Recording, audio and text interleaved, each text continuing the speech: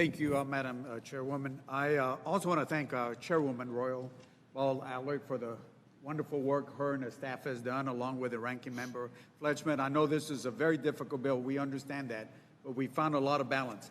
Just want to talk about a couple of things that I want to thank you for adding. One is no funding for the wall. Just to make sure everybody understands, in the last 3 years, we've only done 3 miles of new miles of fencing. So we want to make sure we don't do that. Also want to thank you also for adding the specific protections that affect my district, in particular 2 new ones. Any site that's on a national register of historic places that would protect places like San Ignacio in my area. And also I want to say also on the manager's amendment, we're going to be adding the Sacred Heart Children's Home in Laredo, Texas, and thank you so much for that.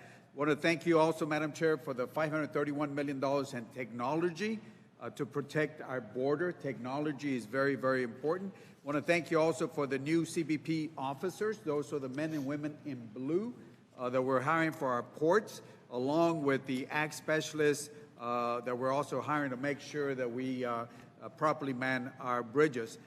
Finally, I want to say two things. One, thank you for adding the language for the support and funding for outbound inspections. There are guns, high-powered guns that go from the United States into Mexico that the drug cartels are using to kill thousands of their own people, the Mexican citizens. So thank you for that, so we can stop the illegal firearms and currency that goes back and funds the criminal organizations. And finally, thank you for the $150 million for the Emergency Food Shelter Grant Program. Again, a very balanced bill. Thank you for the hard work that you and the ranking member have done. Thank you so much.